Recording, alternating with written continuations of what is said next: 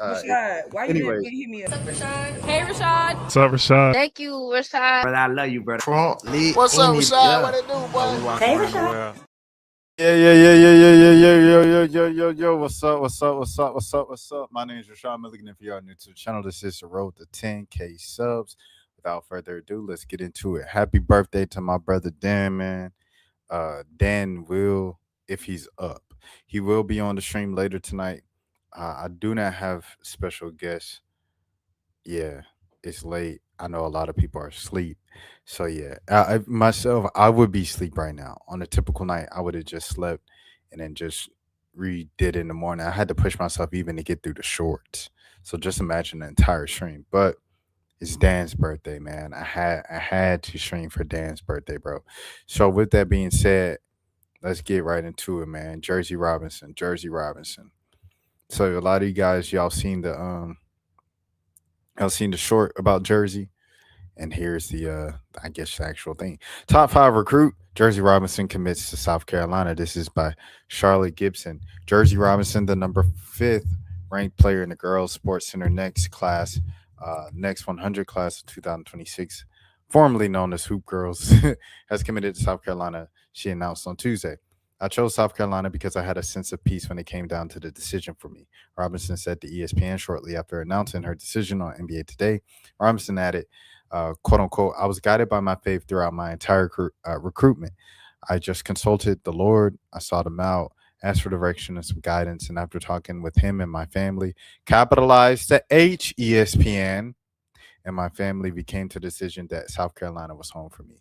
The 6'2" guard from Sierra Canyon High School in California becomes Don Staley's highest rated recruit in the 2026 class. She had number 17, Kaylee Wynn, and number 18, Kelsey Andrews, committed this fall. Robinson, 17, was the final 5-star recruit in the 2026 class to commit to a program.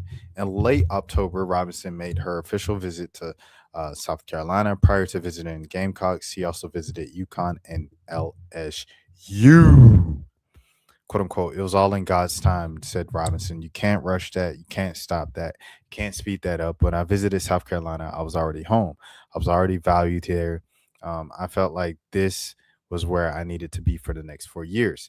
The number 3 ranked South Carolina, 12-1, won the SEC championship and made the NCAA Final Four last season. The Gamecocks have an 89-game winning streak against unranked opponents, the longest current streak in Division I.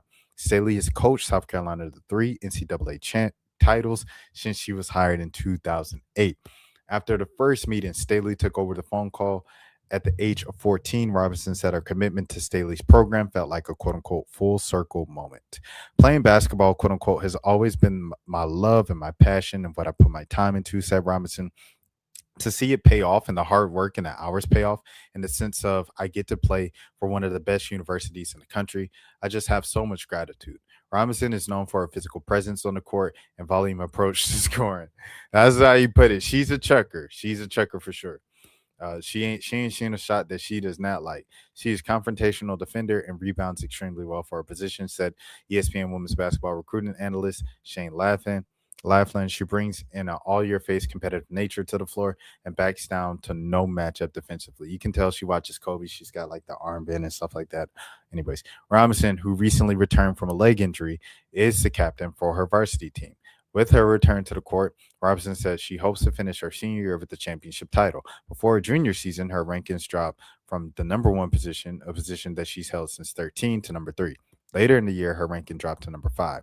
Quote unquote, it's not about a player dropping, right? Some of it is about a player rising, Laughlin told ESPN last year. Number 1, Sanaya Hall, and number 4, Kate Harpering. Shout out to Kate Harpering. Atlanta legend, Georgia girl, had tremendous 2024 summers. And there, we're talking about growth in game. We're talking about all of the things that would be on your theoretical ranking rubric of physical attributes and growth in the game. Robinson finished her junior year averaging 27 points and 10.2 rebounds, and then joined the U17 Sports Academy Switch team, one of 32 Nike EYBL teams. Robinson told ESPN that after taking a short hiatus from EYBL, she returned to grow and develop her game against some of the best in the country. She averaged 24.3 points, 6.1 rebounds, 3.1 assists before heading to the U19 Women's National Team basketball camp. quote unquote. The rankings really just are a reminder for me because whether it be number one, whether it be number three, whether it be number five, Jersey Robinson told ESPN this fall before the start of her senior year, for me, quote unquote, my identity isn't tied to her ranking. Ooh, you better know who you are. Robinson has won 3 gold medals with Team USA, including at this year's FIBA U19 World Cup and Bruno Shikia, where she averaged 7.7 points and 4 rebounds. Before joining Sierra Kenyon as a sophomore, Robinson, who had been dominant as a freshman at Desert Vista High School in Phoenix, signed to Clutch Sports Group. She has an NIL deal with Nike, becoming one of the first high school girls to receive a major shoe endorsement. If you guys know, South Carolina also has this girl that's coming back on the other end of school break from overseas, and she's dunking. She's 6'4". So South Carolina, they keeping them in. They keeping a good stream in. Post Aaliyah, I want to say Aaliyah Edwards, Aaliyah Boston, post the Freshies era, and now post the Breezy Hall um who's my girl over there with the Sparks from Atlanta, from Forest Park, Sanaya, post that, and then Raven Johnson post that era as well. They keeping it going, man. They keeping a nice flow and steady flow of talent in there, um, and keeping this thing afloat. So with that being said, congratulations to Jersey Robinson once again, friend of the channel, and I'm excited to see where your future lies. Okay. And also, okay, if we're talking about, okay, from a developmental standpoint. So here's the obvious thing. There is this thing about Don Staley in developing her guards. A lot of her forwards, a lot of her bigs prosper. Everybody knows. Aaliyah Boston, Asia Wilson, Alicia Gray is probably her most successful guard that she's ever had. And people are like, was Leash already developed from her days at North Carolina or coming in from uh excuse me, high school? And then you look at Zaya Cook, shout out to Zaya Cook, friend of the channel. Well, Zaya has actually never been on the channel, but I'll say she's a friend of the channel. We've been talking about for Zaya for so long. Zaya Cook, she's someone who's kind of struggled in the W for her first couple of seasons. Raven Johnson, I think one of the reasons why Raven came back for another year and used her extra year and all of her eligibility was just because the unknown, you see who was dang, I'm going blank.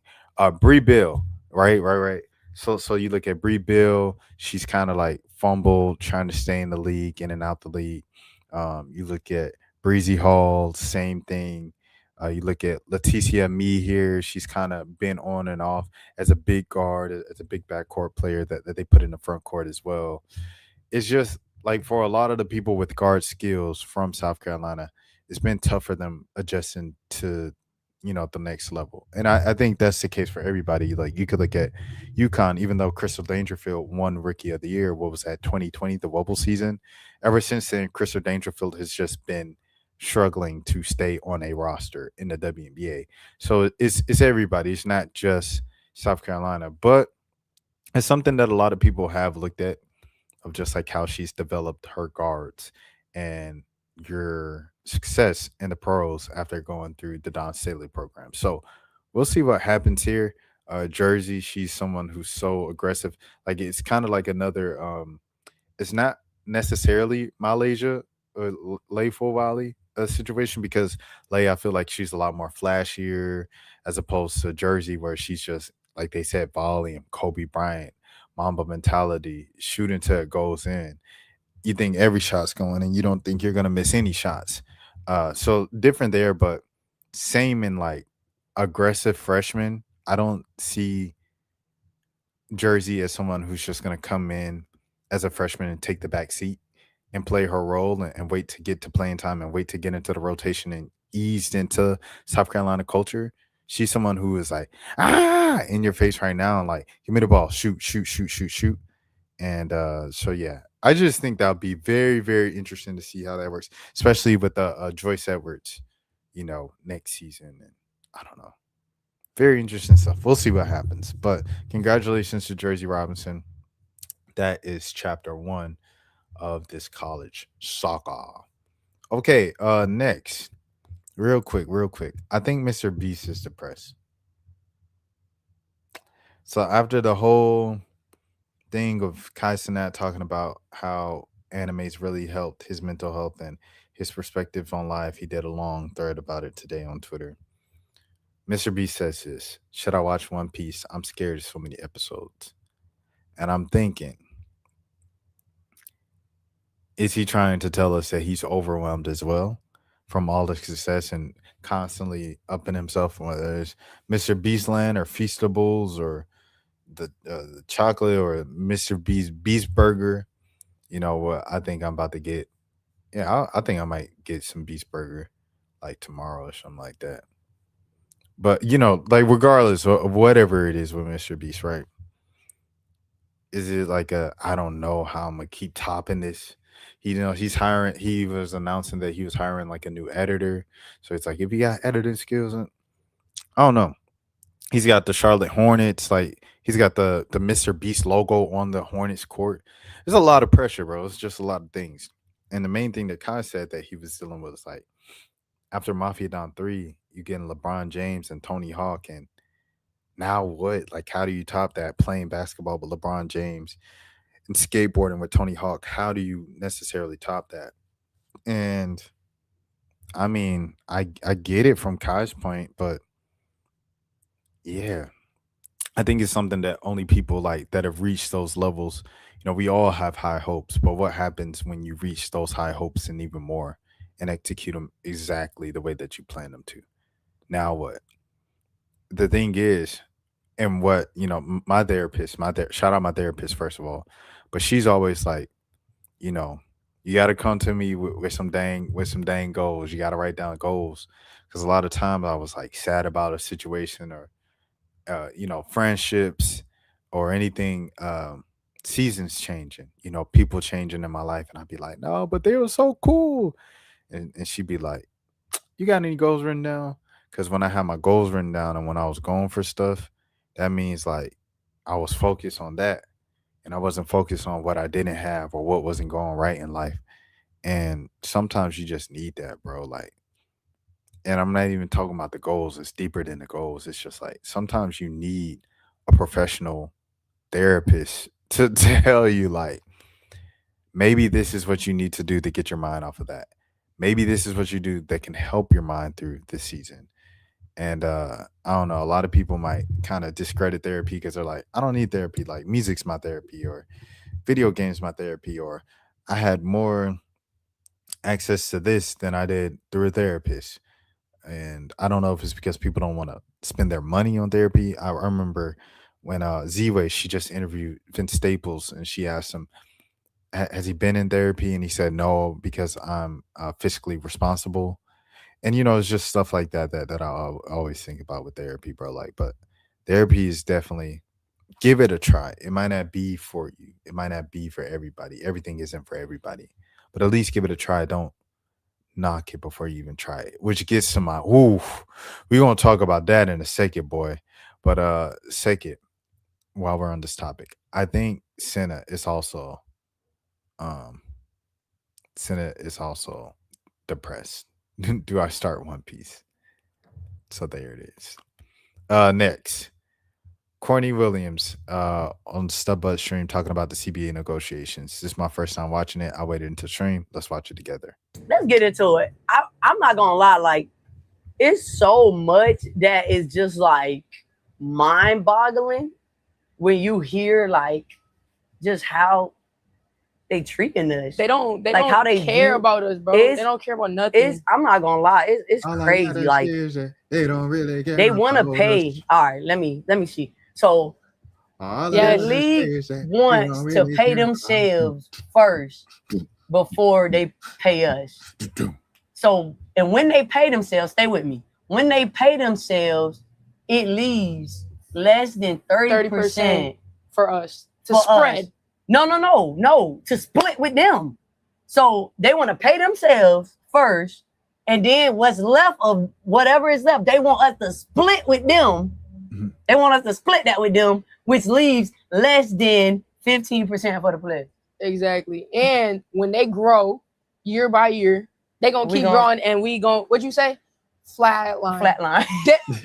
Dead. So basically what she's saying is the league basically is saying this shit sounds crazy. Flatline. They want us to stay at that less than 15% each year. So if the league grows in 26, 27, 28, 29, 30, we stand at that less than 15% the whole way through. Flatline, dead. Yeah, that's what they want to do. That's.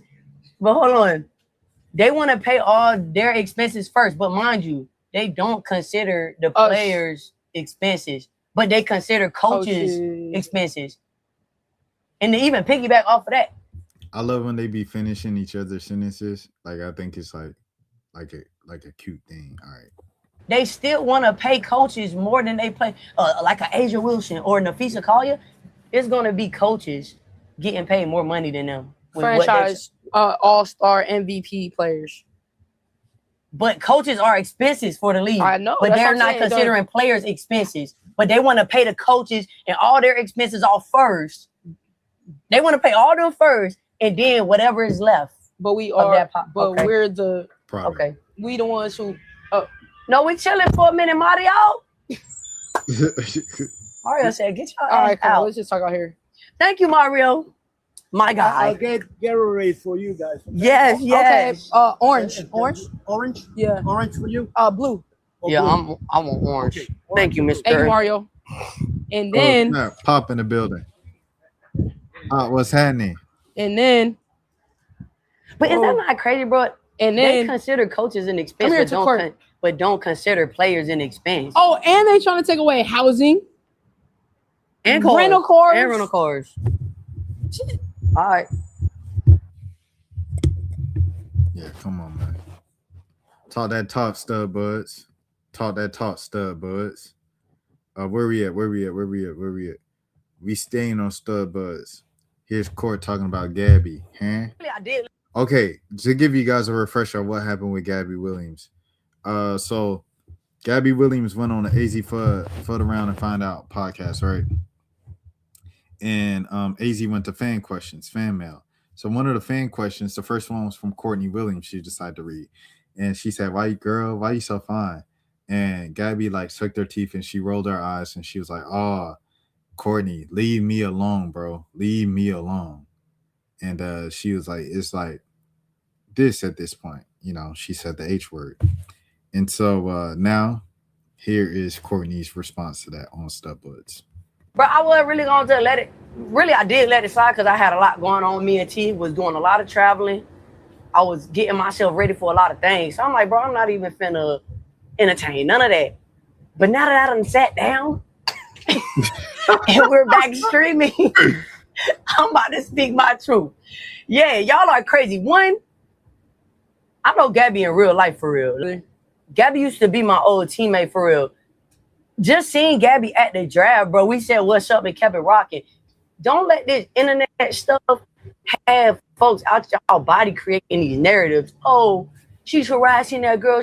Bro, Gabby done seen me in real life. And I ain't never been on her body. Ever, literally. I done seen Gabby like 2 weeks ago, 3 weeks literally ago. Bro, they ain't had to edit, bro. For those of y'all who don't know, man, when she said this and people were criticizing Courtney, people were coming with actual like clips during All-Star Weekend of them just like going after Gabby like constantly, both of them. But it was just funny. I done seen Gabby like 2, 3, 4 more times in this. Let me see if I can find it. Even in these comment section. Like I said, she knows Gabby in real life. Stop all the internet narratives. All right. Literally, what's up? And I keep it rocking. Oh, what's up? And look, I love all my girlies, but shout out my boy. Since the beginning of time, I done told y'all I don't like no woman taller than me.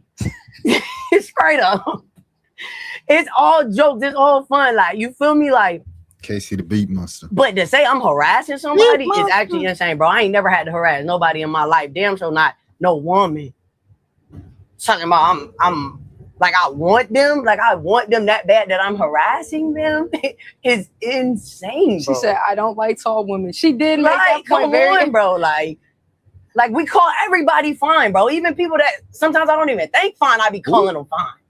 Feel me? Like, I'm just being honest. Like, I just like spreading good energy. And like I said, like, that's cool, y'all wanna, but the thing is the harassment part of it all. It's like, bro, somebody send me Gabby saying I harass her. I'll send you $100K right now. $100K right. Somebody send me Gabby saying I harass her in real life. I harass her. I'll send you $100K right now. They're about to send that straight $100K. Cause it'll never happen, bro. I don't gotta harass nobody ever. Feel me? Like, okay, y'all want to say, oh, you're overdoing it by calling her fine too much. Okay, all right, I got it. But harassing somebody, that's insane, bro. And like I said, bro, Gabby, no, I don't be on her body for real. Like, anytime I done seen her outside of the internet shit, it's a simple what's happening, and I keep that shit pushing. I ain't never, ever, all this internet shit be for views and entertainment, bro. And just know anybody that I'm really on their body, I'm not going to be on stream like, oh my God, I want you. I'm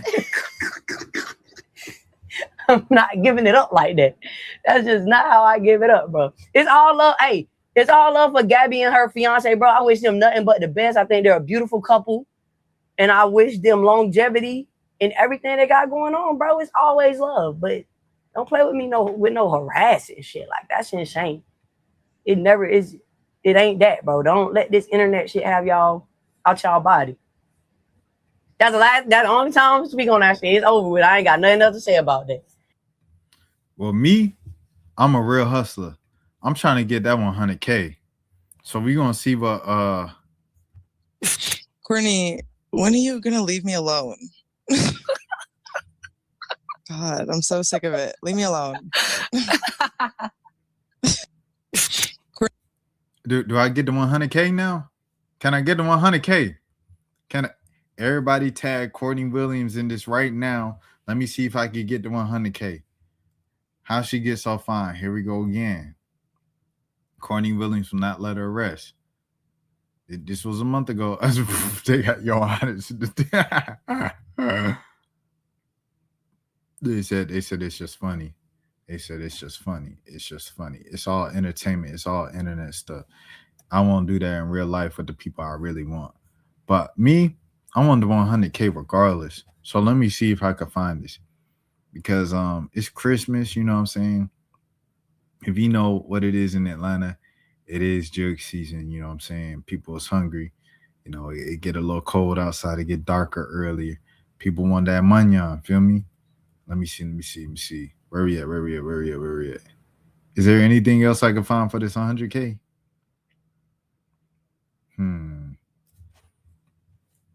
So it's just a leave me alone. Is a leave me alone good enough for the 100K? Probably not. I ain't gonna hold you. But we're gonna try, you know what I mean? Let me see. Oh yeah. Bro, you're old, bro. So do the men be trying to get on your body? I know they gotta be, bro. They like, you the only woman, they gotta be trying to get on your body, bro. Like, yeah, they do. Disrespectful. The fans were going OD just because they ain't know the terminology, bro. The slang. Bald and weird, shaking my head. Those two. She did not say in your body. She said on your body. You do not have to lie for Courtney. Y'all gotta be white. Yikes.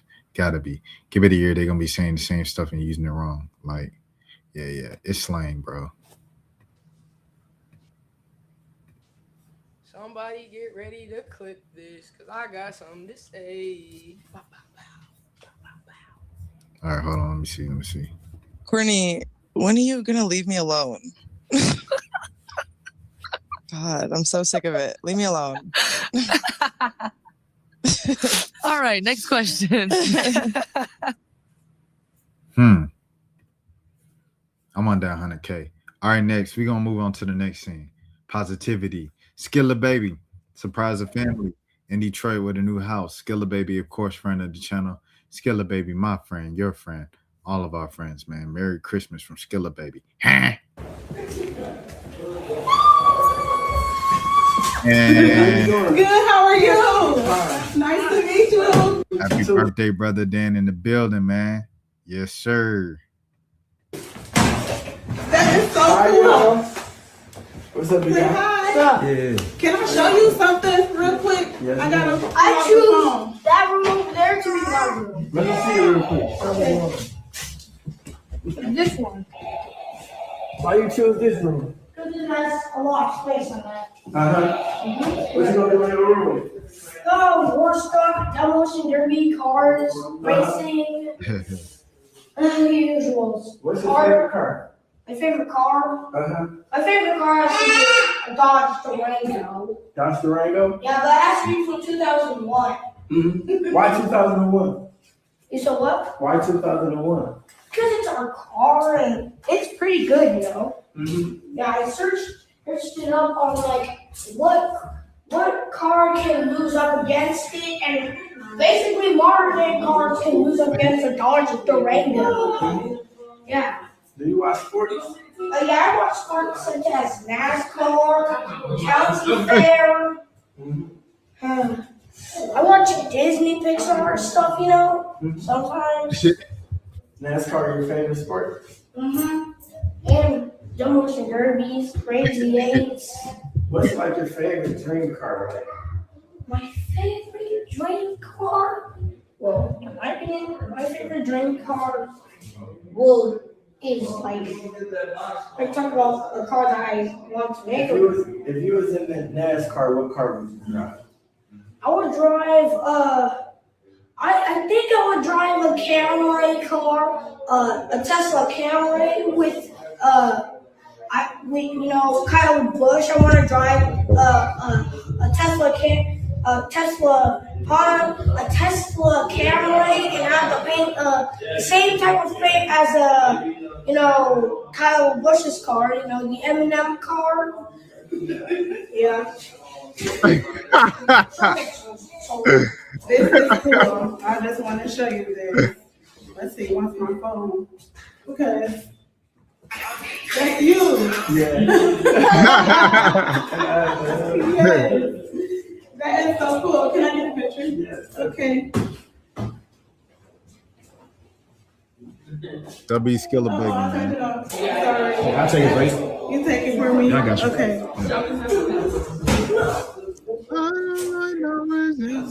Yay, thank you. It's so cool to meet you. I appreciate it. I'm Vanilla Baby. I know you. I ain't no Vanilla Baby. I ran for Detroit like Skilla Baby. I love it, but I also wonder when the black man will start helping black men. Is that really what you gonna say? This is a loser comment. This is a loser comment, bro. Like, come on, bro. Like, what? Bro, helping out a black single mom, and you like, when you gonna help out the black single fathers? Come on, bro. I get love in Detroit like Skilla Baby. And the thing about your boy is, I don't like no ifs and chains, but you can bring me down. That you can whip your loving on me, baby. Drake. Not going through something. Stop calling your friends idiots, bro. Not going through something. Leave him alone. Oh, no, he's not. He's good. He grew a mustache. Yeah, it almost turned to the handlebars. That's when you going through something, but you know what you're going. But through. he got it lined up. Nah, he's like, I'm gonna be a French poet after this. He got too much money. That's what it did. Suffering from success. See, I ain't gonna lie, bro. I'll tell you this, bro. Ben. I love Ben. Y'all know I did the thing when I said if I do the Black Streamer Awards, I want Ben hosting it. If Ben is in the presence of someone and Drake's not there and they bring up Drake and they make a Drake joke, Ben shut it down immediately. Oh, no, we not doing that. No. Ain't no laughing. It's a straight face the rest of the time. He ignoring it. He acting like he ain't even hear what you said. Ben with Drake make a comment about Kai. He said, oh, don't do my friend like that. And then what?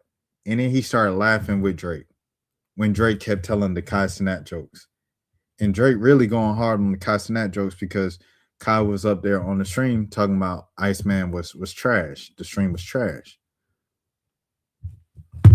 He been going hard on Kai ever since then. Ben, Kai done let you up there for Mafia Thon 3 multiple times, bro. I'm saying, so if that's really your friend, after you do your initial, oh man, Kai going through something, bro. Just let him be. And he keep telling the jokes. Just be like, you know what I'm saying? Don't laugh. Don't give him that validate. You know what I'm saying? If that's your man's. Because you do the same thing for everybody else when it's Drake. I'm saying just keep that same energy for all your friends. If that's how you doing it. You know what I'm saying? Stop calling your friends idiots, bro. I got you, Dan. Give it about 15 minutes. No, he's not. He's good. He grew a mustache. Yeah. It almost turned to the handlebars. That's when you going through something, but you know what you're going But through. he got it lined up. Nah, he's like, I'm gonna be a French poet. See, he trying. He said, but he got it lined up. He trying. I'm gonna be a French poet after this. He got too much money. That's what it is. Suffering from success. Nigga, Casanat, stop calling your friends idiots, bro. And he's saying he getting closer to saying Kai Cenat. He been saying Kai Cenat for like 3 years. Nigga, Casanat, stop calling your friends idiots, bro. Oh no, he still says Cenat. Drake funny on G. Nah, Drake is funny. Kai is a legend. Same guys. All right. We move into the next thing. Next thing. Speaking of Kai, Brandy Merriweather, man. Shouts out to my dog. Shouts out to Brandy Merriweather, black publicist, doing her thing. So I'm gonna read her editorial first. I'm gonna read the editorial first. We're gonna do it like that. Black Enterprise. Shout out Black Enterprise for letting her post this. By Black Enterprise editors. Opinion. Clip culture and paid campaigns are threatening Black creator communities. Black creators and Black-owned businesses are being targeted online to fuel chaos. Here we go. Written by Brandy Star Merriweather. The aftermath of the Streamer Awards is a microcosm of what has been happening behind the scenes to Black professionals in the creator community. Although there are small microaggressions that spark recent conversations, there has been a domino effect of more misleading social clips and rumors that have been able to fuel a clear divide. This is a result of the very damage and self-inflicted perpetuated trauma that continues to undermine and destroy the progress we've made. I believe Black creators and Black-owned businesses are being targeted online to fuel chaos, increase paid, incentivize online engagement, and destroy our community. After a year of observing quote-unquote clip servers, TikTok pages, and X pages that post reoccurring false information, I was able to spot patterns. Some of the same accounts are fueling rumors and narratives that damage our community and its successful leaders. Controversial social conversations have always had a better chance at becoming a trend due to the consumer's heightened emotions. But when the same pages with the same sponsors are leading with false narratives and out of context clips, when will we realize that we are being used and socially manipulated? This year, it's no secret that Black creators have risen to a level of stardom and popularity that has changed how we consume traditional content. Young stars like Kai Cenat, Zoe Spencer, Brooklyn Frost, IShowSpeed, Reggie, and many more have kept millions entertained this year. These creators have used their platforms to represent versions of Black excellence. Their live storytelling has the power to teach, inspire, and impact generations around the world. Relationships are maintained only if direct communication and clarity are given internally. If not, we start to see a shift in these creators' dynamics, online and offline, due to social narratives, the creators' communities, and outside opinions, telling the creators how to think towards each other in Black-owned businesses. This is not new. In 2020, Racist Jokes, quote-unquote, Microaggressions and Tokenism in the Influencer World was written by Lindsay Dodson, where she highlighted stories of creators who are vocal about their experiences with their peers and their communities online and behind the scenes. We saw a pattern of powerful creators using their platforms to ostracize Black creators. Today, we have the same systems. New businesses have risen in the creator economy, powered by inexperienced bros who are working together to build monopolies. Oh, she getting into it. Hey, she put this in the middle. She put this in the middle. But when she get into the real stuff right here, Brandy, for y'all who don't know, Brandy's in it. She's in the streaming industry behind the scenes. So her saying this is really what's going on. Just so you guys don't know, this is some random person like complaining about the state of. This is someone who's in it. Excuse me. Today we have the same systems. New businesses have risen in the creative economy, powered by inexperienced bros who are working together to build monopolies by gaining investments, vastly acquiring companies, and successfully using the names and the work of Black creators. We are seeing the mental health of those very creators decline as they suffer in silence, being used in a broken system that they've been accustomed to being a part of. With the increase of AI, these systems are only getting quicker, louder, and more manipulative and impactful. As consumers, we have to be conscious and make rapid systems to support each other more. It's clear that our community has been targeted, and the only way to change this is to unite more to debunk false online narratives, protecting each other when we can, and seeking direct clarity with one another offline and online. I ain't gonna lie, I got to do a better job of that. You got so-and-so number? I need to reach out to folks more. But I be showing my, I know everybody blowing them up right now. I know everybody want to talk to them right now. I know everybody want to do. Nah. If it needs to be done, it needs to be done. Do your due diligence and at least reach out. Reach out and touch somebody. Come on, y'all. Make it up. If you're what? If you can. One of the primary drivers of this manufactured chaos is the emergence of engagement-based platforms and third-party aggregators that profit directly from the outrage. If you're making 6 figures a month off of clipping, why would I not throw some sauce on it? India Love says, God told her to do OnlyFans.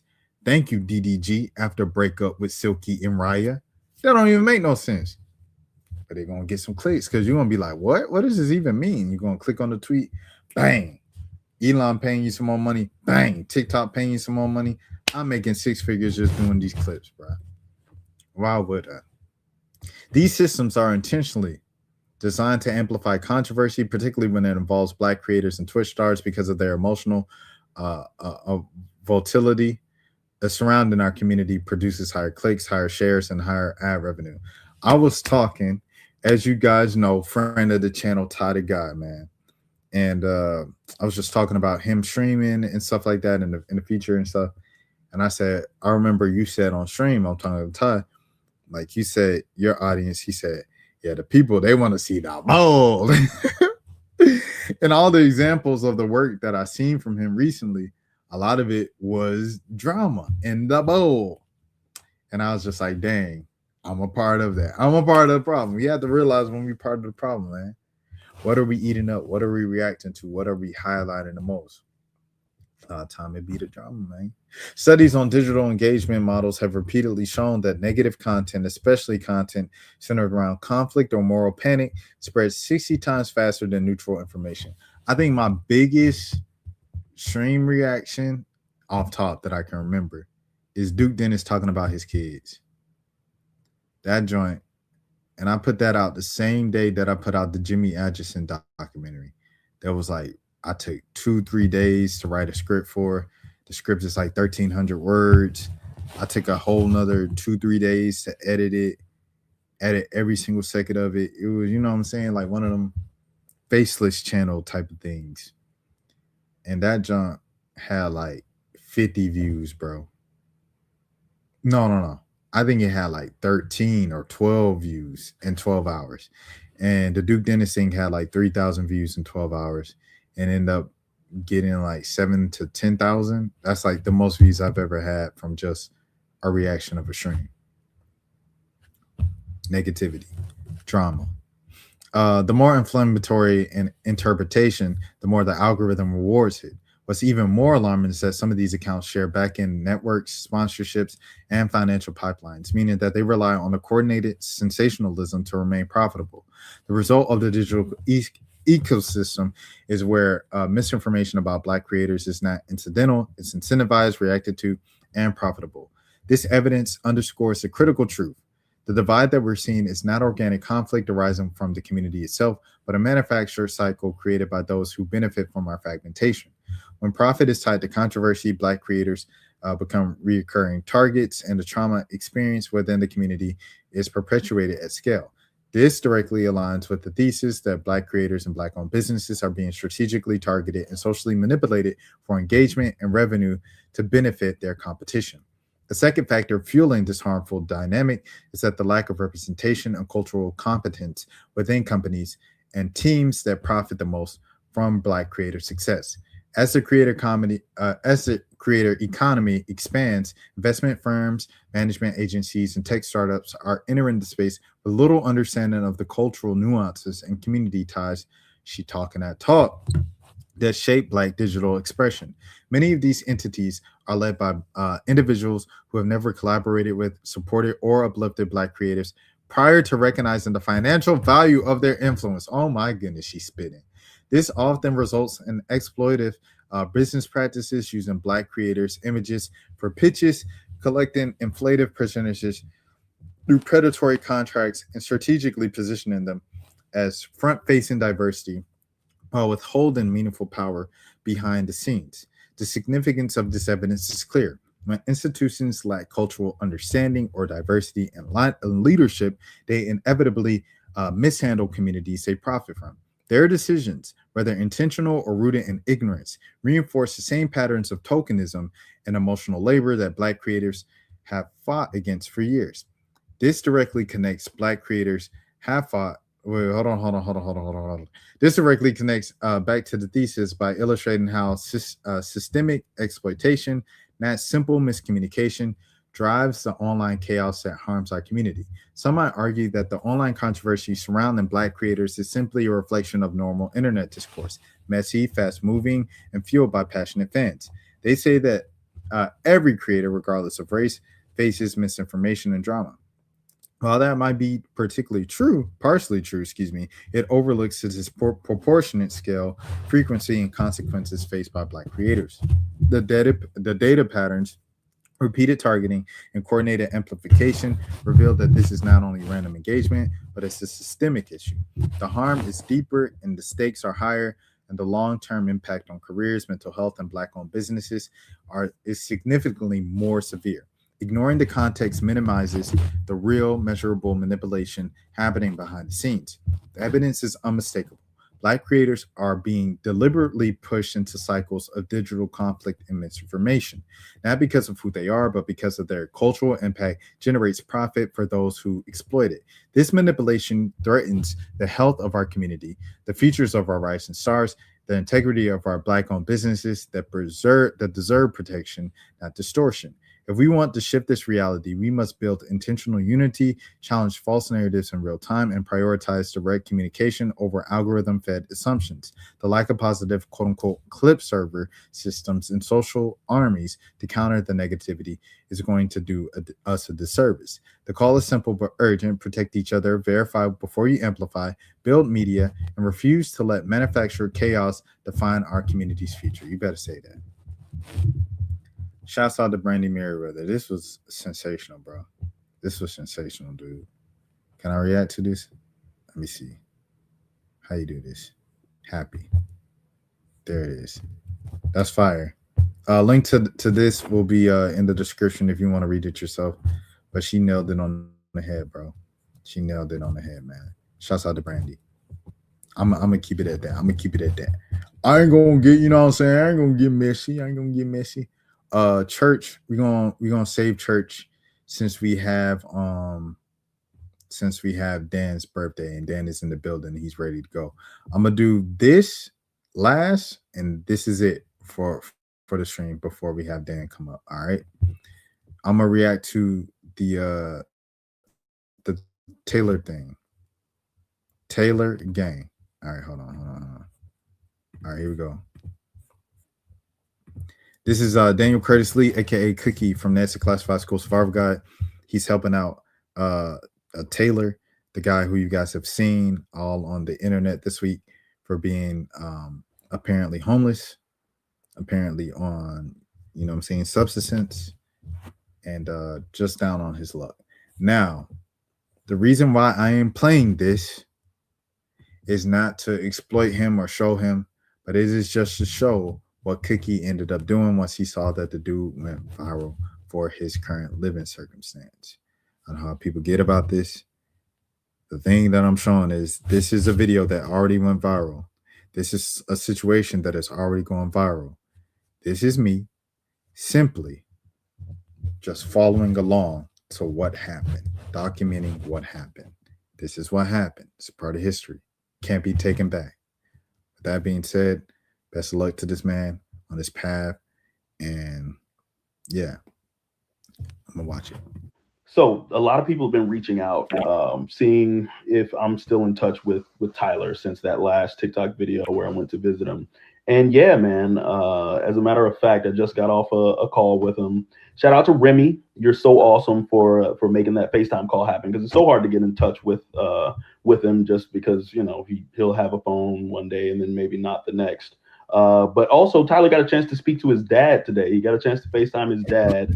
Remy set that up right before the call with me. And you know, just love is all we can really give people sometime. And I'm happy that he was able to have that connection with his pops. And he seemed super receptive today to conversation. Had a little prayer going on at one point. So that was really great.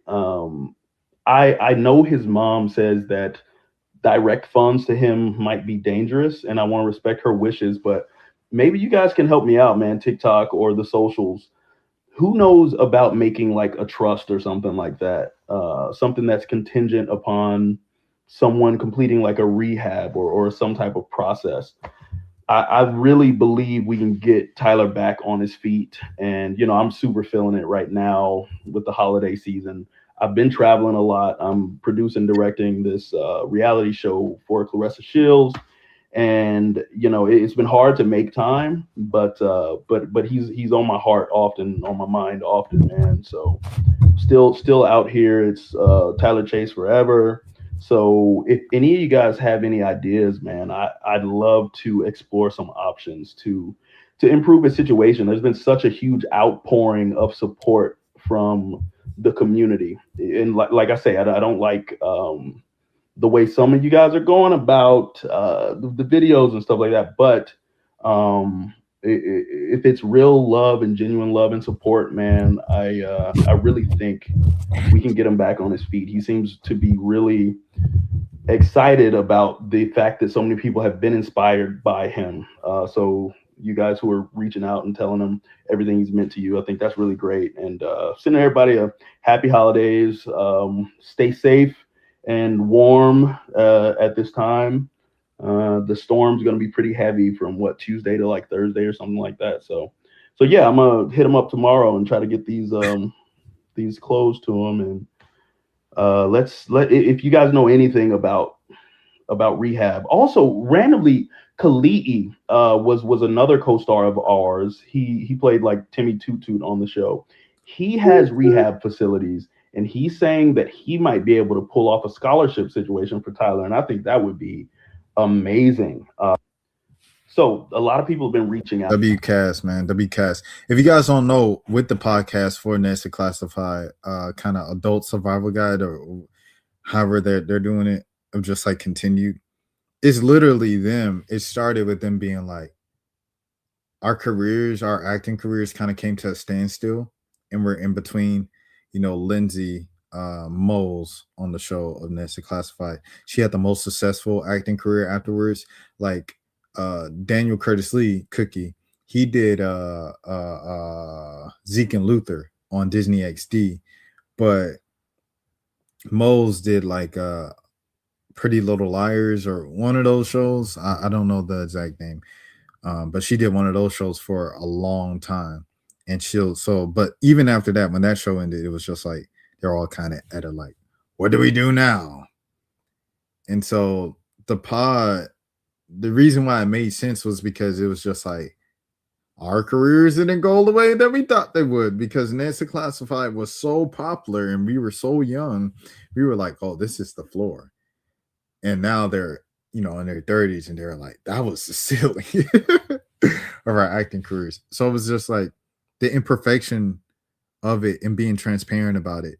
I think this situation is a real life example of what they've been doing since this entire rebrand, since the pandemic.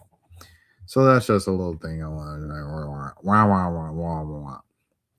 know. Devin Werkheiser, otherwise known as Ned, he speaks out on him living in the streets. Let's see what he said. He calls Nancy Classified co-star's situation heartbreaking. This is from the TMZ staff. This was from yesterday. A viral video has left fans of Nancy Classified stunned, and now Devin Werkheiser is opening up about how painful it is to see his former co-star Tyler Chase living on the streets. Devin, who played Ned Bixby in the hit Nickelodeon series, told TMZ, quote unquote, Tyler was a sensitive, sweet, and kind kid. It's heartbreaking to see him this way. He says that he would love for nothing more to help Chase, but acknowledges the situation is complicated. I haven't seen Tyler in almost 20 years since the show ended. Oh my goodness. Devin tells us, adding that Chase's addiction and mental health issues make situations like this extremely difficult. Quote unquote, anyone who has ever dealt with severe addiction or deep mental health issues knows that it's an unbelievably challenging situation if they don't want help. Devin emphasizes that simply giving Tyler money isn't the solution. Quote unquote, it's an everyday uphill battle to course correct. It requires a ton of support and patience and time. He says, from what he understands, Tyler does, I keep calling him Taylor. Tyler does have family nearby who continue to check on him and try to help.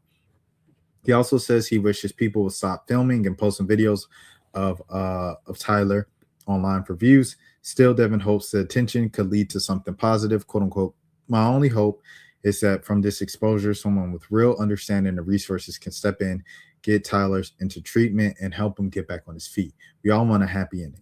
As we reported, Riverside, California police told TMZ officers interact with they told TMZ, that officers, or you could put that, because now it just seems like TMZ officers told TMZ that officers interact with Chase at least once a week and repeatedly offer mental health services, substance abuse treatment, and temporary housing, offers he continues to decline. As we reported, Mighty Ducks star Sean Weiss had offered Taylor a bed at San Clemente Recovery Center he works with. So there, that is 222. What in the world? All right, anyways, next. This is the Mighty Ducks dude that they referenced at the end of that article. Many messages about Taylor Chase. I reached out to some friends of mine, and we have a bed for him at a detox, and we have a place for him to go and get long-term treatment, thanks to my buddy Mike Jordan at 1111 Recovery. All we need to do now is find him. I'm not in Los Angeles, or I would go look for him myself. We hear he's on La Sierra at Riverside. I don't really know where that is, but if anybody can go get a face-to-face with Taylor, please DM me so we can get him some help in time for the holiday. Thank you. Like they said, like, you got to want it for yourself as a grown man. Like, remember Delonte West? He had obviously his situations, his viral videos. Mark Cuban got a hold of him, sent him to rehab. Afterwards, a few months later, Delonte West was right back in that situation. So, like, you can lead a horse to water, but you can't make it drink. Cliche, old as time, but there it is. All right, so here's Cookie, the one from today, where he's there with them. All right, we lost the sound, so I'm gonna go back. Hold on. No one really wants to help them. People only care to grow their following. That's it. That's an interesting. I don't know, man, because I feel like Cookie. I think Cookie's genuinely doing it, bro. Because it's like that. Like I said, it's the whole point of the. You know what I'm saying? It's the whole point of the podcast of just like life hasn't been perfect for us ever since Nancy classified as kids. You know what I'm saying? So that's why I feel about it. That's why I feel about it. With that being said, we're gonna watch a recorded video of Cookie that I care react to, and let me see it because I haven't watched it yet. A lot of you guys are concerned about Tyler Chase this holiday season, and I just wanted to give you an update. Sean Weiss and his team put a lot of effort into trying to get him into a hospital last night, and I thought it worked. His dad told me it worked, but it turns out he kind of backed out. So today I went to have pizza with him. It was delicious. Shout out Blaze Pizza. Yeah. Cheese, you got the cheese, and now that's the way you eat a pizza right there. I also got to let him chat with his old friend Devin Werkheiser and my guy Nettie. So they couldn't get him into a car last night, and that's why they weren't able to get him to the hospital. But he trusted an old friend. Yeah, it's the holiday season. It's rainy out, and I just wanted him to have at least some basic accommodations. He wanted to stay local, and this was the only one that was open and accepting people. So here we are, man. I'm going to come back and holler at you, man, and we'll talk more about trying to get that situation squared away so we can do the rehab or whatever we need to, okay? Okay. Okay, give me a hug, man. Love you, brother. Love you, man. Damn. So happy to see you, dude. Thank you. I'm so happy to see you as well. You're the man, brother, and I believe in you, and we're going to win, bro. All we got to do is stay with it and keep working, dude. A lot of you guys are concerned about Tyler Chase this holiday season, and Dang, boy. Gosh, Lee. Woo-wee. Got me a little emotional on that thing, boy. All right, hold on, man. All right, we gonna do it. Get Dan in here. Goodness gracious. Got me a little emotional, bro. All right, bet. Let's go.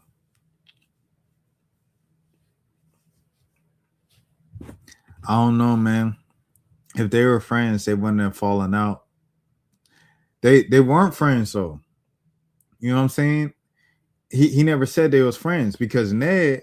Hold on, Dan. I'm gonna bring you up in a second. Because Ned said himself, "I haven't seen bro in 20 years." That's what he said. I ain't seen bro in 20 years. He said, "You just don't think it was genuine." I think it's really like it's a thing of public perception.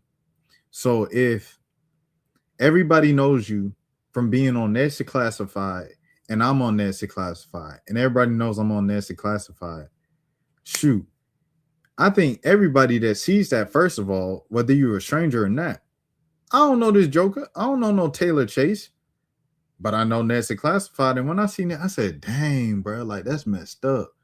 Like, you know, when you see, like you say, people with their phones out and recording folks, and you used to be on Nancy Class, you used to do this. It's a natural inclination to be like, I don't want to see Buddy like that. I want to help Buddy. I want to help. It's a natural inclination to want to help anybody homeless in a down situation that's hungry or something like that. So I think that was a mix of that, plus people around the world are looking at me, the co-stars and the stars of Nancy Classified School Survival Guide, to do something to help them out. And so I think it was a combination of those two, and that's what they ended up doing. So that's what I think. I don't think they was like best friends or nothing like that. Like Ned said, I ain't seen Buddy in 20 years. So, I mean, they ain't friends. They was co-workers, but they his most known co-workers to the world. So why not step in? If we in the same city, I'm going to help you out, buddy. Like if I seen someone from middle school, right, or high school, and they was down on their luck, if they just wanted a ride, Rashad, can I get a ride from here to the bus stop?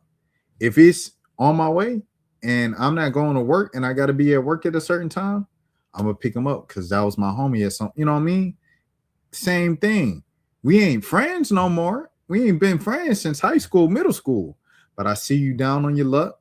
You need a ride to the bus stop. I can get you this ride to the bus stop. I think it's the same type of thing. All right. With that being said, man. Wait, hold on. Let me see. Let's see, we got the thing. Let's see, we got the thing. There it is.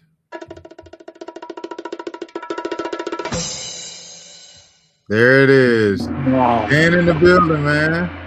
What's up, Rashad? What's up, man? Happy birthday, brother. How you feeling, man? Yeah, I appreciate it, man. Thank you so much, man. 30 feels different, man. I'm about to say, a beard getting darker too. Hey, I'm trying to grow one, man. Dude, man. Hey, you know us guys, man. We got to try to grow it out if we can. Come on, man. You see, like I'm about to hit my Sean Marion year. My yeah, there we go. There we go. 30 at 1. Man, it's gonna be weird. Let me see what he said. He said, "Yeah, I get it. It's a cruel world, and life doesn't spare anyone any hardships. It's important to help people out, but Hollywood is corrupt, and the people that navigate in Hollywood game have to be okay with it." That's a fact. That's a fact. I see where he's coming from of saying that it is, it's fake. It comes off as fake and everything like that because Hollywood's fake. I just think, these people really wanted to help because they know not only did they want to help, but it's a bad look. Like how you feel, Dan? If it's like someone you went to high school with or middle school with, you seen that was down on their luck, if you help them out, would that make you fake just because y'all don't talk every day anymore? It would make you feel better if you help that person out, I would think. That's just be my personal thing. Yeah, so it's like a thing of like, you know what I mean? Like, dude, okay. So here's the question I have for you. Do you think it's genuine that the people in Hollywood, you know what I'm saying, trying to get their clout back up or whatever, show up to them, but do this the whole time? I think they would have probably did it another way, I think. I just think that. I mean, it is the world that we live in, man, it's crazy. I mean, people will just do it for clicks, man. I don't get it. Mental health is a real thing, man. It's a real thing. 100%. I think like the thing when he was in the back seat, when he showed him in his back seat of his car and he was doing kind of all of this. I was like, okay, that's kind of a lot to show. It shows his real condition, but it's like, dang, did you have to include that? Like, I think it's always a weird thing with those things. It's kind of like showing kids. It's like, dang, you're gonna show the kids' face, but it's like the kids' face is showing the pain and the emotion of what this community is going through. It's just tricky situations where you can see both sides of it. It really hits harder. As he said, he's directing and producing this Clarissa Shields reality show, so he knows what's going to draw the emotion out of the viewer. What's going to draw the emotion out of the viewer is showing you that this kid is in, or this grown man now is in bad shape. You know what I mean? So yeah. But also, if I'm recording it, am I exploiting the fact that this man is, you know what I'm saying, for the shot value? Because if you show that, it's gonna get more views, you're gonna make more money. Right. This Joker Cookie, he done made some money off of this. Because look at this. First of all, hold on. But I know obviously he wants to use the money to turn around and help him out. But this thing on Facebook, just Facebook, has 26.1 thousand likes and reactions, including myself, 1.7 thousand comments, and over 2,000 shares. That's all money. Yeah. That Joker making real money, you know what I'm saying, off of that. So let me see. He said it's real and the pain is ugly and unsightly, but it's needed and true. I get that. So he understands. He made some real money off of that. So, some of it is just from the money that he used to help him out, to get the motel, to get the Blaze Pizza, to get, like he said, he wanted to get him some clothes and get him into the rehab program. But, it's just, I don't know. It's a balancing act with those things always. Potato, tomato, I guess. Tomato, tomato, man. But yeah, man, back to the birthday, man. Just what was it like, everything? I wanted, what I wanted to do for you? Oh man, I know you wanted to break up Mo. I know. Mo, but I wanted to text Triquez.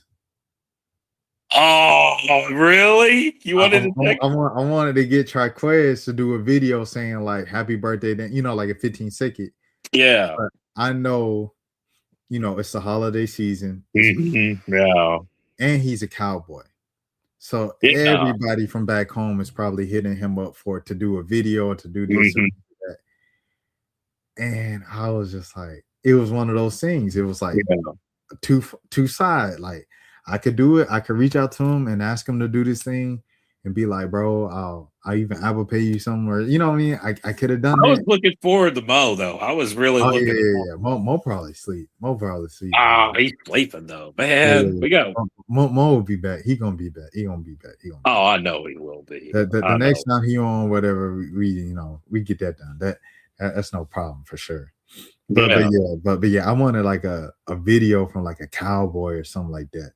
That'd be nice. I knew the Mavs is gonna be more difficult because they like still in season of games that matter. Mm-hmm. You see how I did that? You see how I did that? They actually had a very good performance against the Nuggets tonight, man. They're 2-0 against the Nuggets this year. That's very impressive. I feel like Cooper's figuring it out. It kind of feels like it is, and I think AD is kind of figuring it out too. And the other thing is, if AD's healthy, he's tradable. I mean, he makes him tradable. Yeah. So we'll see, because the Hawks could desperately need him, bro. The Hawks desperately need AD.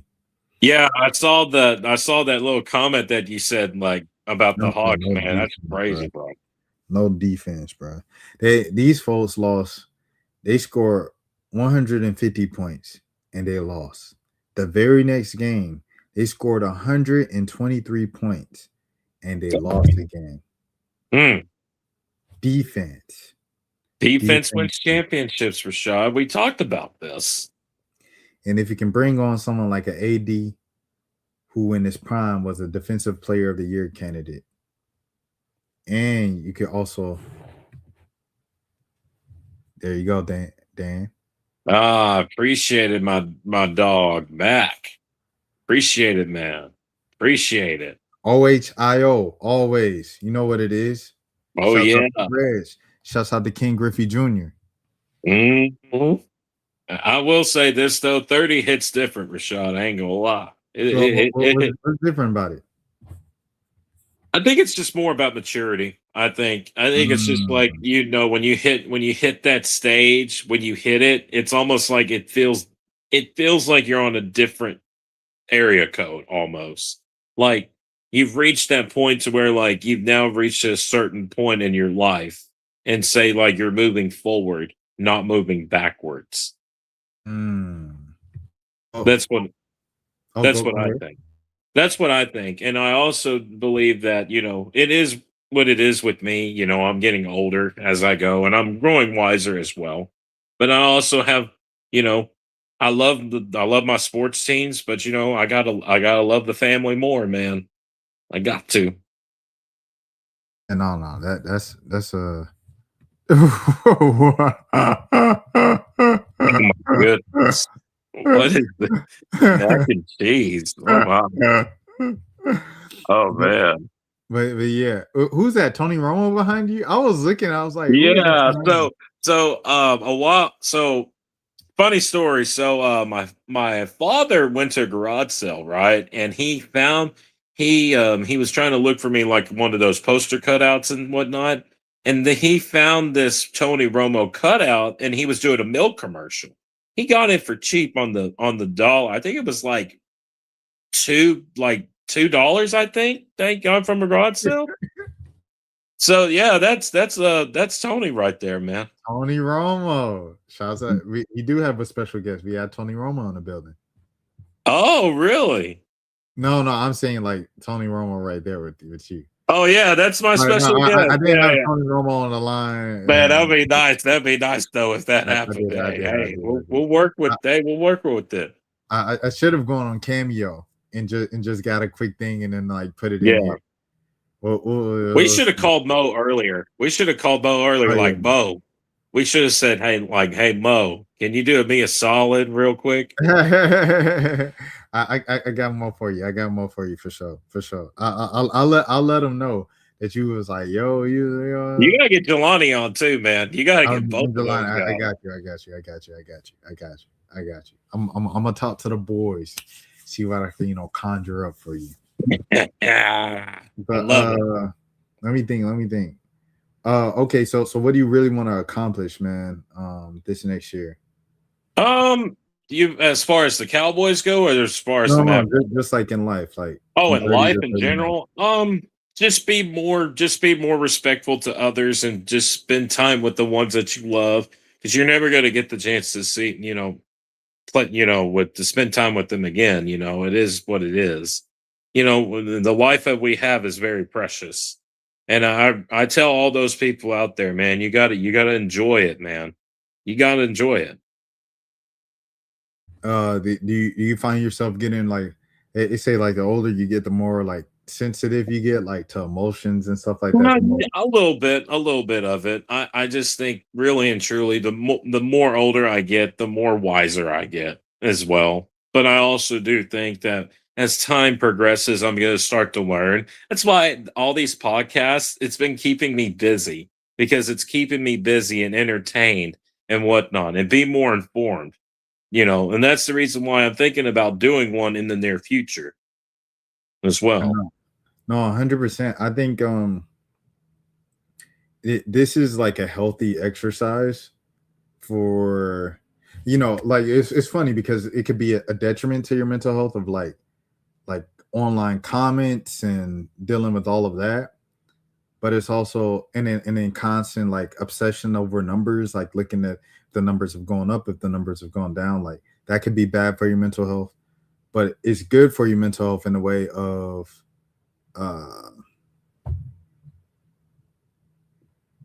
it's good for your mental health in a way of like it gives you something like to do, like a routine. Like I know every single day I have to do this. I have to do this, and then I have to edit the videos, and then I have to da da da da. And if I don't know, it just less idle time. I think for me is good. Me personally, I can't speak for everybody else, but I know the least amount of idle time I have in the day is better for me, because I think when I think of the times where I was really really sad or really really da da da da da da, it was just time I just had time to sit and think. Mm-hmm. And the more I thought, I think the more, and I won't even say it in past tense. I'll say it right now because I feel like that's still the case. The more I think, the more sad that I get, the more of a chance I give myself to be sad. Mm-hmm.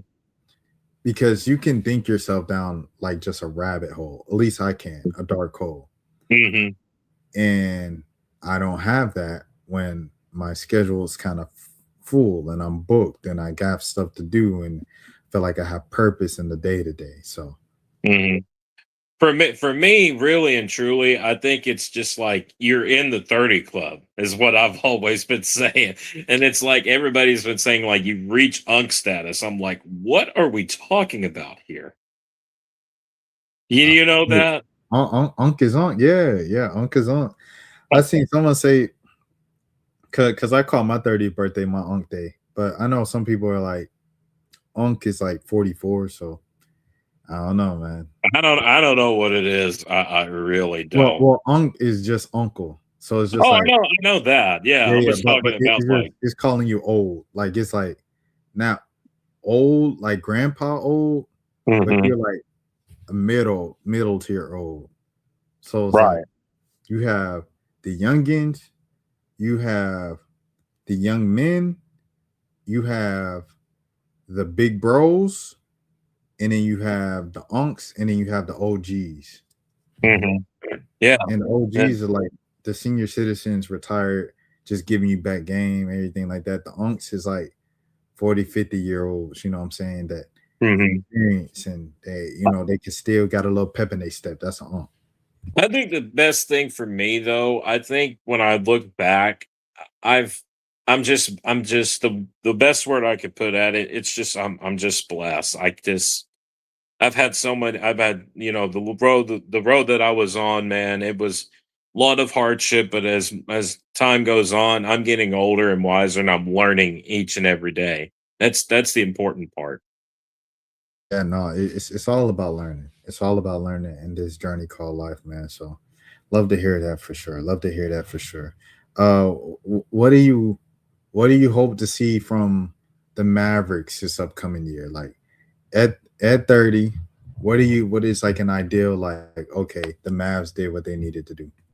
If they can get to 500, if they can get to 500 and get into the play-in with Kyrie and AD and Flag, I think we have a chance to be a sneaky team in the playoffs. So do you want AD or not? Do I want AD or not? That's a really good question. I need to see a few more games first with AD. If I need to see a few more games, Rashad, I need to see a little bit more. But I need to see. I'll take AD. I'll take Ad. No, give us Jalen Johnson. We'll give you AD. That ain't happening, brother. Well, I mean, if you want AD, you got to give up something to get something. I mean, yeah, that's true. That's true. That's true. I think the Hawks is good without AD. Then it is what it is, man. Hey, Cooper almost had a triple-double tonight, though. 33, 9, and 9. He had a good Cooper, game. Like I said, he's really figuring out like the league, man. He got off to a slow start, but he's figuring it out, putting it together. Yeah, that game against the Pelicans, though, man. Whew, that was frustrating. I mean, they were up like at least by, I think it was by 10 or something. And then the Pelicans had a 40-point fourth quarter. So that was really frustrating for me to watch. I had to turn it off. I couldn't do it. Yeah, you have to always remember with the Pels and Cooper, like Derek Queen and Cooper Flag, high school teammates. Yeah, they know each other. They know each other's weaknesses and strengths. They know. Exactly. They know each other. And who was also on that team? Asa Newell was also on that team too. Yeah, and Zion is still there. Trey Murphy's still there. Herb Jones is still there. Jose Alvarado is, oh my gosh, that little dude, Jose Alvarado, is a menace. Yeah, pest. Well, but I was talking about it at Mount Verde Academy back in high school, because it's like the private school and prep school. They recruit players all over the country.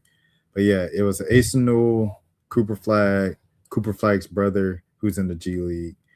And then, so like 4 of the 5 guys are all in the league right now with that starting lineup. And yeah. All right. So, in the Cowboys, of course, you just said, what do you want to see from the Cowboys at age 30? Continue to improve, get the defense improved, and get better tackles. I mean, our offensive line, we've always built this core of to protect Dak, but at the same time, Dak is not getting any younger. Dak is going to be going into his 11th season next year. We're going to have to realize that the older that Dak gets, I feel like that he's going to be in the decline, but at the same time, it just is what it is. But again, I've said this before. If we fix the defense and we keep the offense just like it is, with add the tackles, we'll be a better team next year, for sure. And then in the tackles, is Quinn in the DN or D tackle? D tackle. I thought so. Defensive line is not the problem. It's not the problem. It's just the linebackers in the secondary. That's the problem. I mean, that's because we don't have better linebackers, and DeMarvio and Obershon was coming back from his brutal knee injury, which was very brutal. And Logan Wilson's been playing better, but at the same time, Logan Wilson is basically for next year, and so is Quinnen Williams. That's the biggest thing. So, okay, I got you on that. But I know that Trayvon Diggs is gone. I know for a fact he's gone. Oh yeah, he's taking that bag. Oh yeah, he's leaving. He's leaving. He's getting cut. I know for a fact he's getting cut. Okay, well, never mind then. Never mind. He can go join his brother in New England if he wants to, or he can go join his bro Micah. I don't care. I don't care. I really don't. Cardi B party. No, Yeah, might as well go join the Cardi B party. Who knows? I like diamonds. I like rings. I like. Yeah. Another thing too. There was another birthday gift that I got. Can you see it? I see. Oh snap! Is that what the heck? It's Starburst candy canes. I was about to say, are those Starburst pins? No, they're Starburst candy canes. So like you rip it off like a candy cane, but it is Starburst? Yeah, it tastes just like Starburst, man. Strawberry, green apple, and cherry. So the whole thing is chewy. Yeah, and no, it's candy. It's like it's okay, so it's hard. Yeah, it's hard candy. Yeah. Okay. But it tastes like Starburst? Yeah, it tastes like Starburst. It's flavor. It's flavorful. But when I think about Starburst, I think about like the gooey. Yeah, those squares. Yeah. Yeah. That's those. Yeah, that's the. Yeah. So I mean, so the fact that it's like Starburst, but it's not gooey and chewy, it's hard. No. Yeah, it's just the candy canes. Like I'll be like, this ain't no dang star. Like it wouldn't, you know what I mean? Yeah, but it tastes just like it though. How does it taste like it if it's not chewy and gooey? I know. It's the flavor. It's the flavor of it. Okay. All right. Sounds interesting. But that's cool though. I only like the flavorful candy canes, dude. I'm not a peppermint candy cane type of guy. I'm not. I haven't had a candy cane this year. You like peppermint candy canes? Yeah. I rock with them. Oh. Right. I'm not a candy guy for real. Oh, right. Yeah. So because of that, it's like basic stuff like the peppermints, the song, like chocolates, like the basic stuff. Nothing too fancy, nothing too extravagant in the world of candy. Like I like it. Yeah. I mean, it is what it is. I just, that playoff picture in the NFL, man, it is getting wild in here, man. It's crazy. You take a look at the AFC, man. There's a lot of teams. There's a lot of up and moving parts, man. The Bucks lost to the Panthers over the weekend. Yeah, the Bucks are just they've just lost it, bro. Man, it's crazy, dude. It's crazy. And the other thing is too is that I feel like that these next two games are going to determine who's going to lock up the number one seed in the NFC and the number one seed in the AFC. That's what I think. The playoff picture page. Oh my gosh, we can't get the playoff picture up. Oh my goodness. It's not uploading. It's literally not uploading. NFL.com, get it right. No, I don't want to see no standings. I want to see the playoff picture. All right, we'll just use CBS Sports. All right. CBS. The sneaky team in the AFC has to be the Texans. The Texans have got a good defense, man. I mean, I'm telling you, man, you don't want to play this Houston team when they get hot. So the Chargers are a good team too, but I don't know if they're going to go that far. I think I have to say this. I think if Josh Allen of the Bills, if he doesn't get to the Super Bowl with no Patrick Mahomes, he may never win a Super Bowl. No Lamar Jackson. And no Lamar Jackson either. Man, I don't know, man. It's just going to be so crazy of how this is going to shape up in the next two games. It's just really going to be crazy, man. Yeah, I mean, go ahead. What I was going to say is that the NFC also, I think the Seahawks. I feel like the Seahawks can get the number one seed. I feel like that they can, but I think the Rams are with their next two games against low-ranked opponents. I think the Rams are probably going to sneak in and get that number one seed. I could see it. What do you think, Rashad? Man, I think, I don't like we talked about it. I think it was last week or 2 weeks ago. How we don't trust the Seahawks. I don't necessarily trust the Seahawks. Do you trust the Rams? Yeah, I trust the Rams. I trust the Rams too. I think Matthew Stafford is on another level, man. I trust the Rams. They've just been there before, even if it's not all the guys. Like, Stafford's been there, and and Puka is he a little special in the head. This is not the time of year for him to be having this type of breakdown, like socially. But I read a story about that recently about Puka. I don't think he needs to be doing this.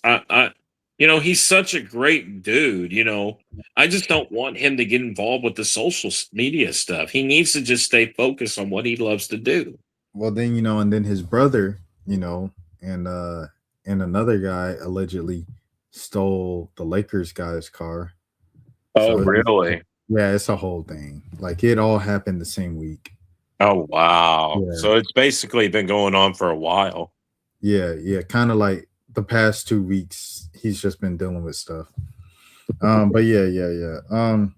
But I say all that to say, I see the Rams. Yeah, I can see the Rams swooping in and getting that number one spot. But the Bears are hot too, bro. They are not losing, dude. Like just like how the dang Bucks are like going down, that's how the Bears are going up right now in the NFC. The Bears and the 49er game this Sunday is going to be really interesting because the 49ers are battling with injuries, but yet they're still winning games. Yeah, but the Bears, they're on a whole nother level. They're tough right now. They're like what we thought the Eagles would be. And the Eagles, man, my goodness, they keep saying that once they turn that switch, they're going to be so good. And I'm like, I don't know, man. Yeah, ain't no switch. They got Super Bowl hangover. It's over with for them boys. First round exit, wild card exit for them boys. You know what I'm saying? Wild card weekend exit. So yeah, but yeah, I don't know. We'll see.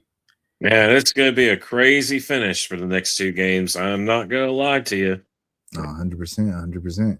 I know that the Cowboys, as even they're eliminated, all they're doing is playing for pride. They were.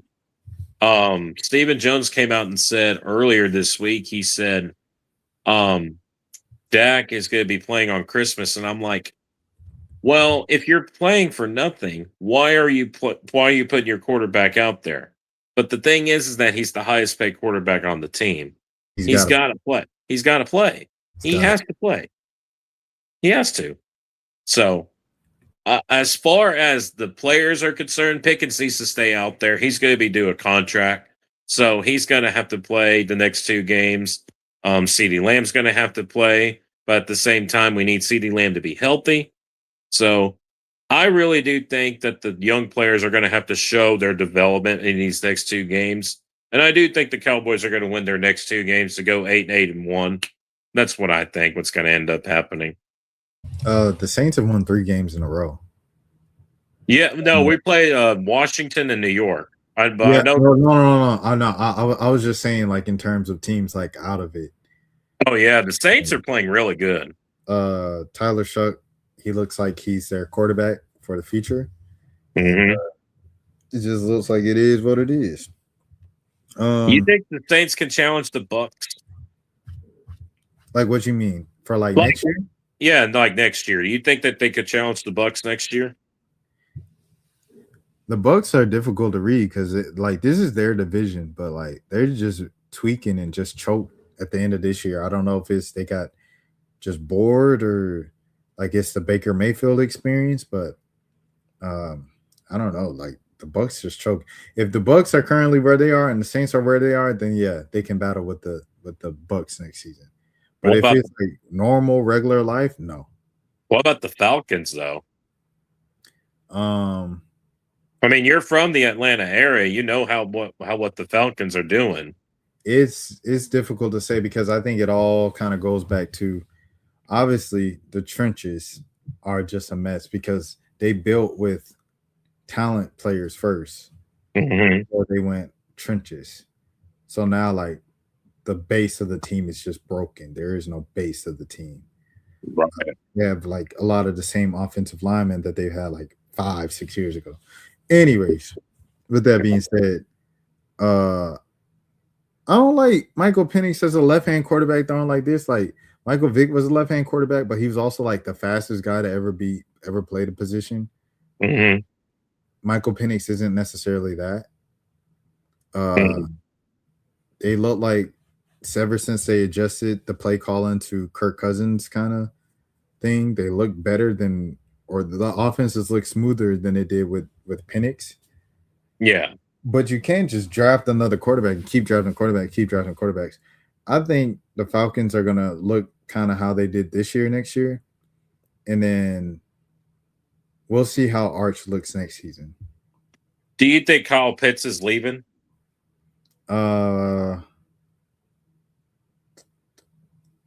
He wants that bag. Atlanta's obviously hesitant to give him that bag because the Joker only plays when he wants to play. That's a problem. Talent is not an issue with Kyle Pitts. He is who he is. People talk about Kyle Pitts because he's a talented, darn near a receiver in a tight end's body. That's what makes him so great. Yeah. But he just had too many dang lazy moments and moments of just giving up that you can't just overlook. It was some moments in his career where he just ain't aggressive. He don't demand the ball. And it's like, bro, what are you out there doing? Mm-hmm. And then there's other times where he like, okay, I feel like playing, and he just dominates and takes over a game. Yeah. So I think because of that, that's a tough decision. Yeah, I mean, I do see a team coming out of nowhere and offering more than what the Falcons are going to offer. Well, there's been people in Dallas saying that they want Kyle Pitts, but the problem is that we already got a tight end in Jake Ferguson, so we really don't need another one. Yeah, no. It's going to be plenty of people who want, because like he's a star, like he's got star quality, he's got star talent. Yeah, I mean he's a wide receiver / tight end. I mean you got to love that in a unicorn. He doesn't have star effort. So that's the thing. So that's the thing that's keeping Atlanta hesitating from retaining him. And you're looking at the same thing with Drake London down the line. Like, does Drake London want to be in Atlanta? I don't know. There's a lot. That's the other thing too. And the Falcons don't have a first round pick. They traded that pick to the Rams, if I'm not mistaken. Yeah, for James Pierce Jr. But he's been great on the rush on defense. So yeah, I like him coming out of Tennessee. He's a good player. Yeah. So I mean, like, it kind of all fizzled out, to be honest. Like, if that's your first round pick this year, you did a good job because he's been tearing it up. He's in the defensive rookie player of the year discussion. Speaking of, on the offensive end, we were just talking about New Orleans. Tyler Shuck is in the offensive rookie of the year conversations after like all of a sudden he's going 4-3 as a starter, which is sensational. Like, considering the fact that Spencer Rattler, the guy that he succeeded in, went like 0-10 as a starter over the course of 2 years. So I don't know, man. I don't know. Things could be looking up, but we'll see. I don't know. For the Falcons, I'm looking at give Penix another go at it next season. And if Arch is looking good, boy, because Arch looked decent the second back half of the season after he got popped in the mouth first half of the season. If Arch can kind of look like how he was looking at the end of this year, next season, what will next season be for him? Senior year? I think it's he's going back for his sophomore. Or when he might be a senior. I think he was a junior this year. Oh, he was. Okay, so it must be senior then. Yeah, he sat the first 2 years. Oh, that's right. That's right. And Quinn Ayers. Mm-hmm. And the other everybody expected him to play last year, but he didn't. And they were like, okay, what's going on? No. They got him down as a sophomore. ESPN got him down as a sophomore. Oh, wow. So, ESPN. Wow. I guess he might have redshirted, but I remember him playing 3 years. I will say this, though. If Arch has a good season with UT and he does really good and get Texas to the championship game, he's probably going to be a high pick in 2027. But that's what he was supposed to do this year, and he didn't do it. See, yeah. He redshirted. He redshirted 2023, 24, 25. Yeah, he redshirted. Yeah. I just think, though, that if Arch does get into the 2027 draft, Dallas might be getting him, but the problem is that Dallas would have to tank next year to get him. That's what I'm saying. I feel like the Falcons, as currently constructed, you keep everybody. You're gonna have a similar year next year, and if that's the case, Michael Penix Jr. Not. Let's bring in some competition.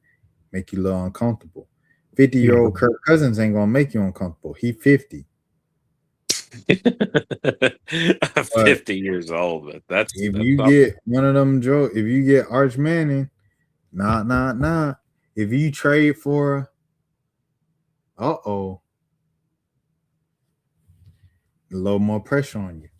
So we'll see what happens. We'll see what happens with that. But didn't Bijan play with Arch Manning in college, or? I mean, they're probably on the same team, but I don't know if they played together. No. Oh, wait, hold on. Let me see when Bijan got drafted. Because I don't. It kind of feels like that Bijan was drafted I thought so. a few years ago. He was drafted 2023. Okay, so that was the Arch's redshirt year was 23. Oh, okay. So Arch didn't play. Yeah. But I mean, Arch wasn't even on the team yet. Oh, that's right. He was in high school. He was a high school senior. Mm-hmm. Yeah. Mm-hmm. Yeah. But I think the main thing for Atlanta, if you lose Drake London, that's tough. If you lose Kyle Pitts, that's tough. Just keep Bijan Robinson. Keep Tyler Algier too. And if you want to keep Tyler Algier, keep Tyler Algier too, bro. But yeah, Dan. You know what time it is, man.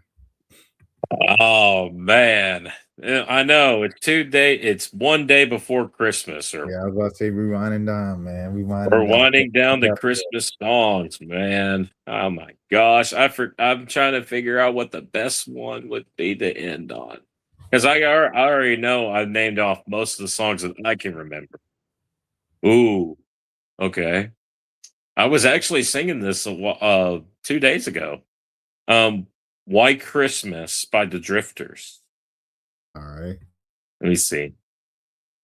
Do boop boop boop boop boop boop boop boop boop boop boop. I'm dreaming of a white Christmas, just like the ones I used to know, where the treetops glisten and children listen. May your days be merry and bright, and may all your Christmases be white. Oh, I thought you about to go back into the hood with the dude. Hey, I couldn't reach the tenor part. That's the problem. Then it goes like, yeah. I'm not doing that. I'm not doing that. White Christmas, man. White Christmas from White Dan. You ever heard of the Drifters though? I know that song. Yeah, you know the song. There's been a lot of people been singing it. A lot of people. But no, I don't know the Drifters. Yeah, I would recommend people listening to that. That's a good song. It's an old song. The Drifters. But yeah. Shouts out. Man, we got a Christmas Eve stream, and then it's Christmas Day. So we'll have a lot to talk about, basketball and football. So yeah. Oh yeah, that's right, because the Cowboys are playing on Christmas and the Mavericks are playing on Christmas. So there it is. Looks like I'm gonna have a busy Christmas with you. It looks like I'm going to. Well, Dan, in the meantime, we appreciate the time so much. Thanks for stopping by as always. Happy 30th birthday to you. We hope that it ended on a high note. Like I said, we talked to Mo and Jelani and get them boys. We need to get those boys up here, because I've actually been really excited to meet Jelani. Because I met Mo. Yeah, you met but Mo. Jelani would be nice. Yeah, no, I heard Jelani's a cool dude. Oh yeah. Jelani, those are my guys back from. I know Mo since 6th grade, and I've known Jelani since 12th grade. So Those good guys, man. Good dudes. Just real quickly.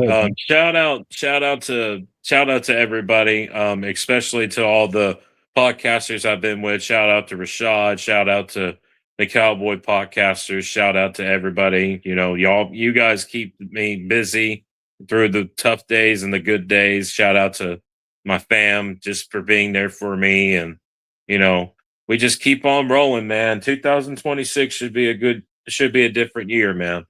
We gotta hope for the best, man. Yes, sir. Yes, sir. Yes, sir. And shouts out to the crew too. Zero, Big Nate, SSB, Flip, today, the whole crew as well. Yeah, we got to shout out to them boys, man. Those guys keep it going.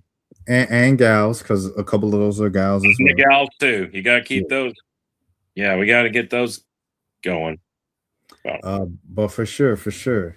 Man, my name is Rashad Milligan. If you are new to the channel, this is the road to 10K subs. I'm here with my man Dan Dallas Dan in the building as well. What else I want to say? Make sure you follow along because we live and have new content on this channel each and every single day. And I'm trying to hit 10,000 subscribers. We have 8 days. 8 more days left in the year. I'm trying to hit 10,000 by the end of the year. Get this man to 10,000 subscribers and get him some tape for his sign. So I can get some tape for my sign. There you go, damn my dog. But you already know what it is, man. Have a good morning. Have a good afternoon. Have a good evening. Have a good night. Have a good day. If nobody else told you today, I care for you. My name is Rashad Milligan. This is Dallas Dan. Until next time, we will see you later. Rashad, why you didn't hit me up? What's up, Rashad? Hey, Rashad. What's up, Rashad? Thank you, Rashad. Brother, I love you, brother. What's up, Rashad? What it do, boy? Hey, Rashad.